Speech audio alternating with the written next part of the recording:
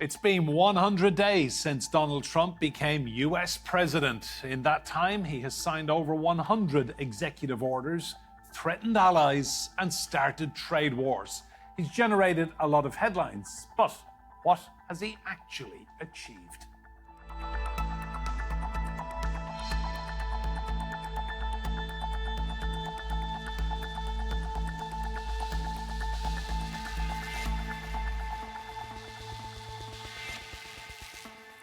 Hello and welcome to Roundtable. I'm Enda Brady. Now, the US President Donald Trump's policy of America First has left the rest of the world reeling. In his first 100 days, Trump has caused global economic turmoil, upset allies, and threatened the sovereignty of other nations. So, what are the key takeaways from the beginning of Trump's second term? The golden age of America begins right now. A promise from the US president at the beginning of his second term in office. Within hours, he signed a series of executive orders. 100 days on, and Donald Trump has shaken the global order, its security, prosperity, and stability. His aggressive stance on trade tariffs ignited trade wars and sent markets spiraling worldwide as he proclaimed to put America first.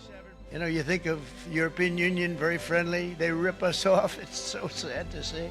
It's so pathetic. 39%, we're going to charge them 20%, so we're charging them essentially half. But he backtracked after the U.S. market stumbled. Well, I thought that people were jumping a little bit out of line. They were getting yippy, you know? They were getting a little bit yippy, a little bit afraid. For his European allies, it felt more like a storm than a golden age, with allegiances shaken. You're not in a good position. You don't have the cards right now. The U.S. has suspended delivery of all military aid to Ukraine and opened talks with Vladimir Putin. Trump had promised he'd end the war within 24 hours of his presidency. But instead, he's attacked the sovereignty of other countries, including Canada and Greenland. We need Greenland, very importantly, for international security. We have to have Greenland. It's not a question of, do you think we can do without it? We can't. European countries have had to strengthen their own defense capabilities, reducing their reliance on the U.S. In just 14 weeks, Donald Trump has also slashed U.S. foreign aid, clamped down on immigration, and attacked the judicial system and universities with fears of democratic backsliding. The White House insists Trump is restoring American leadership, but with allies alienated and the global order disturbed, at what cost? Well, let's meet our guests. I'm delighted to say joining me here in the studio is Adam Boulton, the political journalist and broadcaster. And we have Edward Knudsen. He's a researcher in international relations at the University of Oxford. Joining me from Nashville, Tennessee in the United States, we have Steve Gill. He's a former advisor to Bill Clinton and George H.W. Bush. And in Vienna, we have Maggie Slavin. She's operations director at the Chicago office of the Council on American-Islamic Relations. You're all very welcome to this roundtable. Adam, to you, 100 days in, how do you think President Trump is doing? Well, one has to give him credit for really seizing the agenda, for taking control. Often people come into office are accused of not knowing how to act or what they want to do. He's certainly passed both of those. He hasn't come up against a great deal of opposition. His popularity is not so good, but it's okay. And a lot of people are afraid of him. So, at home and internationally. So in that sense, in terms of asserting himself, one has to say it's been a, remarkable start. If you then break it down on policy areas, I think clearly foreign policy has been a complete disaster. He doesn't know what he's doing. He's got nowhere on Ukraine. He's not really got anywhere on Israel. He's got nowhere on Iran. His bombast has resulted in Canada electing Mark Carney, basically simply to oppose the ideas of a 51st state. He's vice president has called a diplomatic incident with Norway. So I think that, worrying but incompetent economy. I'm sure we're going to talk about that, but the tariff policy is confused. The economy is not recovering. Inflation is up. and prices are up, although Americans don't seem to notice that. And then finally, I think, the most concerning thing is the attack on the checks and balances and the democratic norms, where so far he's been pretty successful in,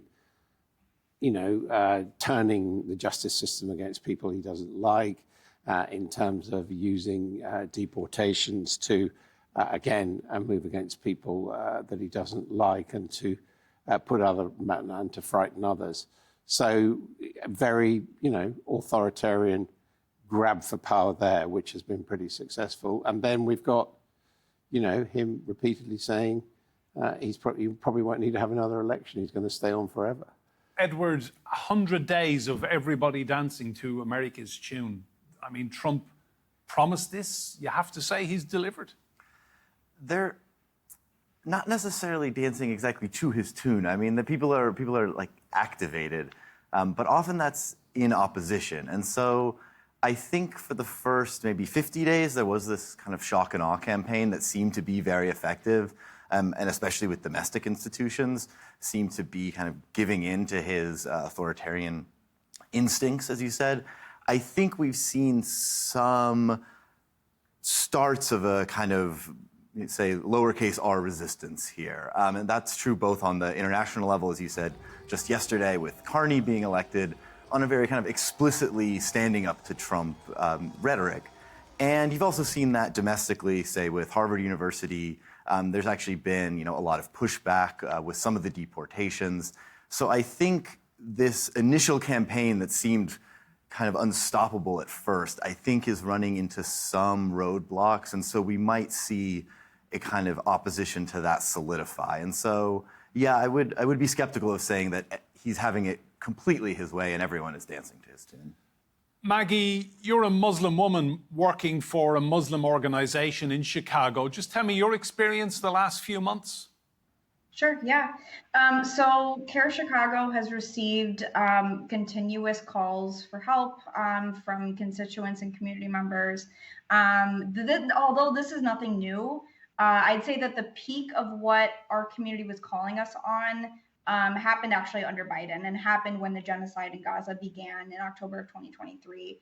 And I think that was right, like a few things there, but certainly, definitely the dehumanization of Palestinians and the genocide in Gaza by omission from the narrative, which kind of just made it okay for attacks against Palestinians to continue.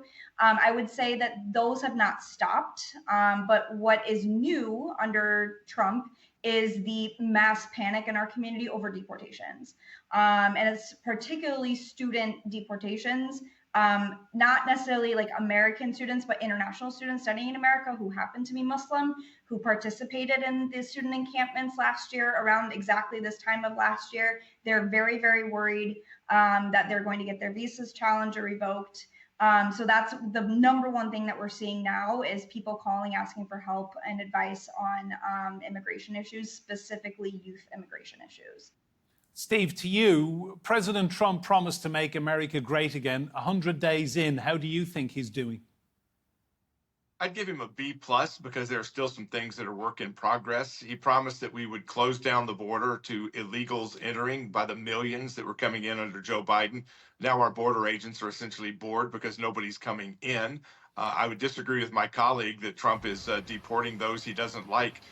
We are deporting criminal illegals, violent rapists, murderers, and about 80% of America agrees that they should be deported, not because of whether you like them or not, but because of what they've done. We're also seeing self-deportation as people who've been illegally receiving benefits from the American taxpayers, whether it's food stamps or health care or anything else that they are not legally entitled to, in addition to not being legally entitled to be here. So the border issue is a big win for Trump at this point. DOJ has identified hundreds of billions of dollars in waste and fraud and abuse, with payments going to dead people, people who are illegally in the country. And those numbers are starting to have a big impact on being able to rein in the $37 trillion debt that the U.S. has amassed. And then third, I would say that re-energizing America, the coal industry, the gas industry, the oil and natural gas industries are being revitalized, and that's going to continue to lower gas prices in the US, lower oil prices globally, all of which will improve the economy. And I would add just a fourth one. He is making the Democrats and the left's heads explode daily, and I'd count that perhaps his biggest win. That's an interesting point, Adam. What do you say to that then? Heads exploding on a daily basis. Well, certainly, I think the Democratic resistance has been weak in the wake of the election defeat. And of course, Kamala Harris pretty much disappeared, now thinking maybe about running for governor of California. I would agree that they haven't been effective, that there has been some outrage. I mean, the most vociferous voices so far have been AOC and Bernie Sanders going out campaigning against what they're calling oligopoly. But I think if you accept that a lot of people have been wound up by this, one has to look at the next phase, which is maybe the Democrats will start abandoning some of the woke issues, big changes on gender and sexuality, go back towards the center.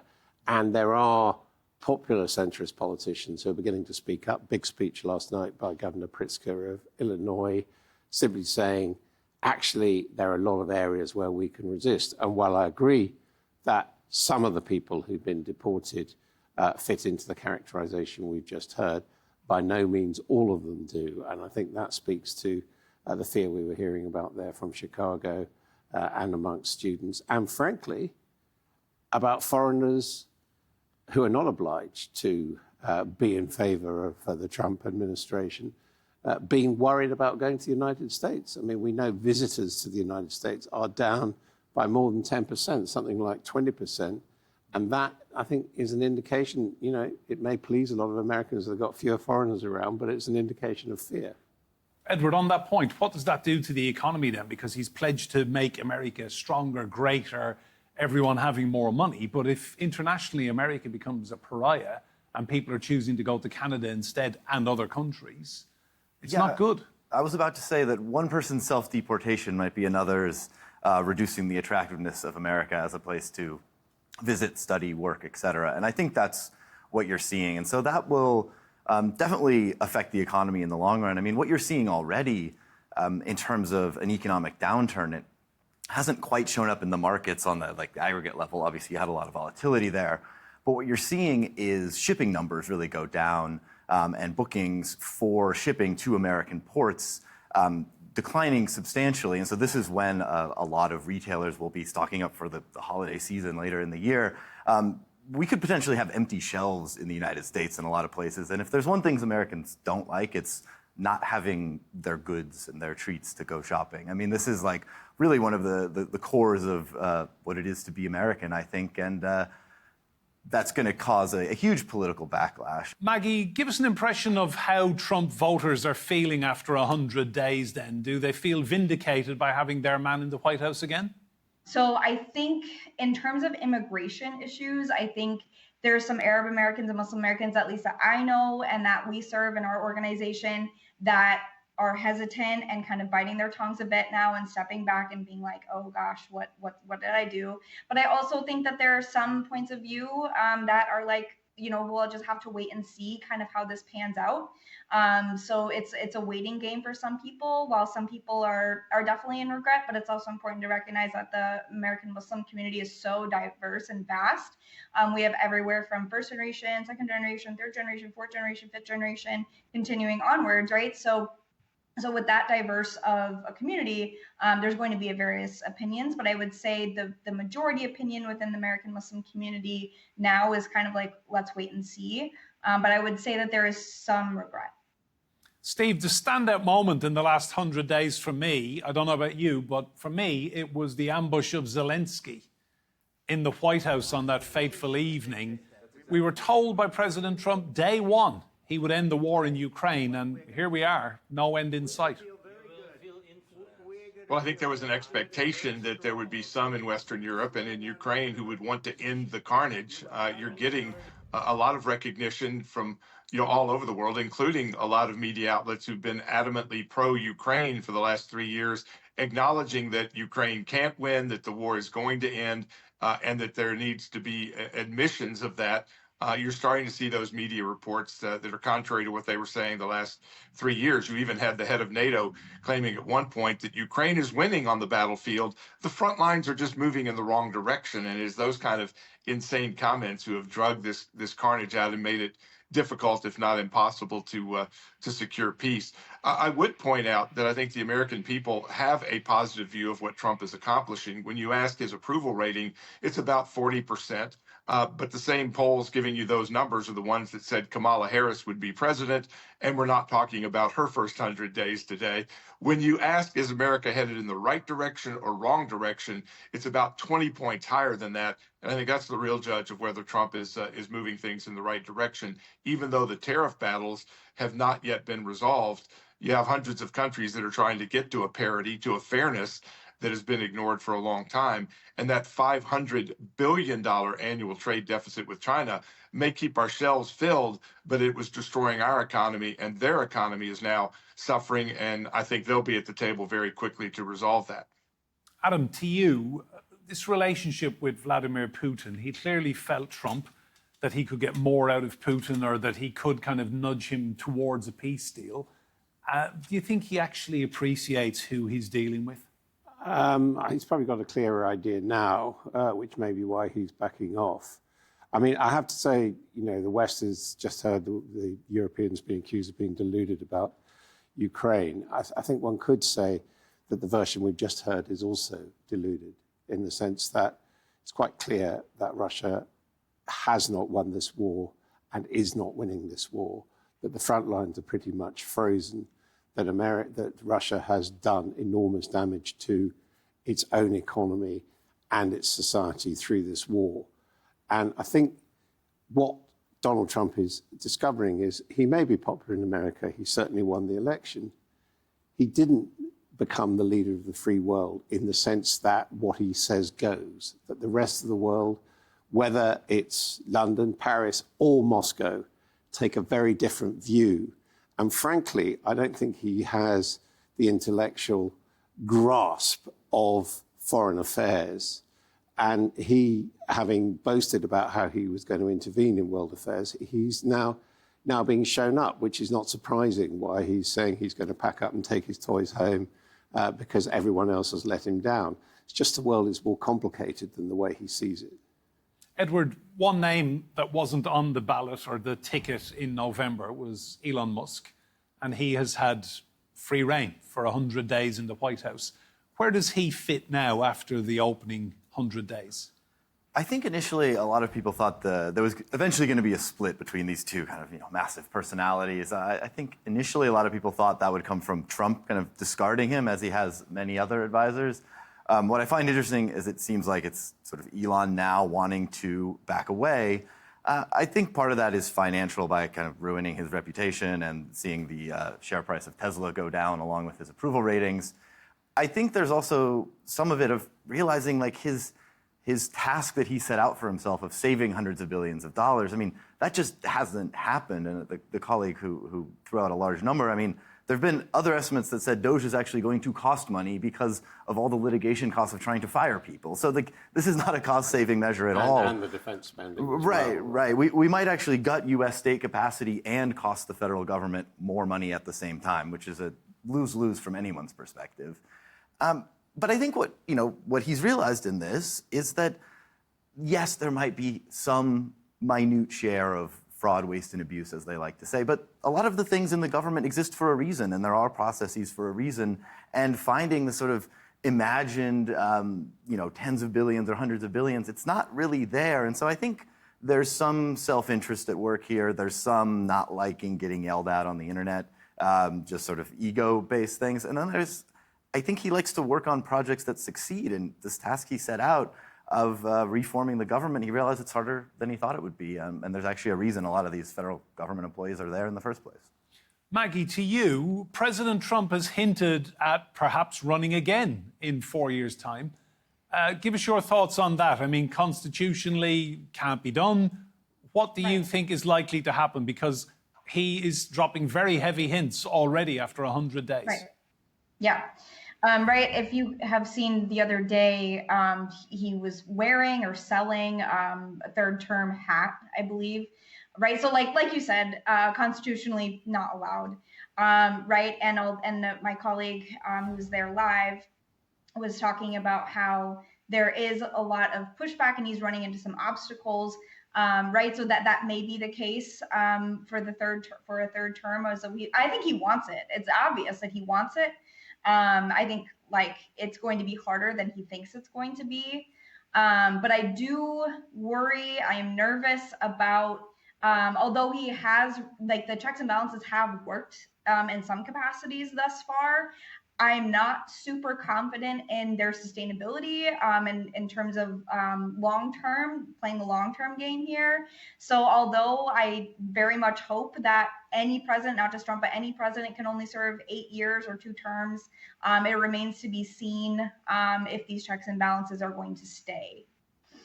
Same question to you, Steve. Are we being teed up for Trump 3.0? I think people need to understand that some things that Trump does are done tongue-in-cheek. And again, this makes the left and the media, their heads explode over the prospects that he will try to change the Constitution. That's not going to happen. The votes aren't there. The desire is not there. So that's not going to happen. But I do think it underlines that what he is doing is moving things forward, but he has a limited amount of time to do it. And with respect to Elon Musk, there are some that are reporting that, he's leaving to go save Tesla. He only owns about 15% of the Tesla stock, and he's still worth about $500 billion. So I don't think the temporary dip in Tesla stock value is bothering him. He came in as a special government employee, which limited him to 135 working days over 365 days. That time runs out, depending on whether you count weekends and holidays, either mid-May or sometime in June. And I expect that they're going to winnow his process down to 1 or 2 days a week to extend that for another several months. But it was always the objective he would come in and have to leave, because as a special government employee, he didn't have to fill out all the paperwork and go through all the dissecting of his financial affairs, which would have been impossible in any short amount of time. So he came in under this special provision, and he's leaving under the rules. Adam, same question to you. Give me your thoughts on what happens in a few years' time. Do you think he wants to keep going? Well, I think the lesson of Donald Trump is that some of the wilder things he said he has gone on to pursue. And bear in mind he's 79 now, so he might not be physically or mentally up to running until he's 88, I think it would be, if he were to do a third term. Yeah, there are problems with the Constitution, but he's shown himself someone who has defied or found ways around the law at all. So my guess is, if his popularity is at present levels or higher towards the end of his term, I think, and he is still physically fully fit, I think he will attempt to stay on. I think we'd be foolish to say, oh, that's just Trump talking, on the basis of what we've heard. And, there are arguments, constitutional lawyers who have already started talking about working on how it could happen. Steve Bannon is working on how it's happened. And in the end, America could find itself in a very serious situation. The only way to stop Trump staying on would be by the use of force. And who is going to want to do that to spark a civil war? And on top of that, we're seeing him do all he can to subvert the military, which was responsible to the Constitution, and make it personally responsible to him, the person of Donald Trump. So I think this is a serious issue. It's not my head exploding.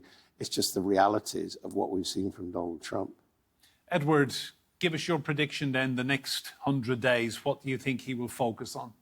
I think there's going to be a lot of desire to sort out some of these economic issues, because I think there's going to eventually be some realization that, aside from the stock market chaos, that the actual real economy in terms of the goods that are in America and affecting supply chains of other manufacturing in the country, that's going to start to bite. I mean, you see absolutely disastrous reports from the Dallas Fed manufacturing report. I mean, the exact manufacturers that Trump claims to be helping are livid at his policies. I think there's going to be some effort to kind of backtrack and repair the damage. You're going to hear that every case of backtracking is actually the art of the deal, and all the dumb liberals should be in awe of Trump's deal-making capacity. It's just sort of chaotic flip-flopping in a lot of ways. And on this the third term question, I know a lot of the democratic norms in the U.S. have been eroded. I know a lot of the checks and balances have been eroded. I do have to believe there is some resistance and hesitance to go in that sort of elected monarch, fully autocratic direction, even as there have been a lot of moves towards autocracy in other ways. Thanks, Edward. Steve, briefly, final point to you. You speak about heads exploding on the left and in the liberal world. Doesn't necessarily mean life is getting better for people who voted Trump, does it? Well, I think it is an indication that they don't have any proposals or policies to offer. And I would correct, we're not deporting American citizens. The insane tariff policy is calling for parity and equality. If you're going to charge high tariffs on U.S. goods, all President Trump has said, we ought to be charging the same amount. Ours have been low, yours have been high. Let's go to the same level. So I think that you're seeing American consumers see that egg prices are down, gas prices are down, the economy is moving in the right direction, which is why polls say they're seeing the country moving in the right direction. Steve, Adam says that is debatable. We will talk about it again. Steve, to you in Tennessee, Maggie in Vienna, and Edward and Adam here in the studio. If you enjoyed the first 100 days of Trump, 1,350 more to go. Remember, you can see more discussion and debate on our YouTube channel. Just search for Roundtable TRT World. But for now, from me, Enda Brady, and all the team here, goodbye and thank you for watching.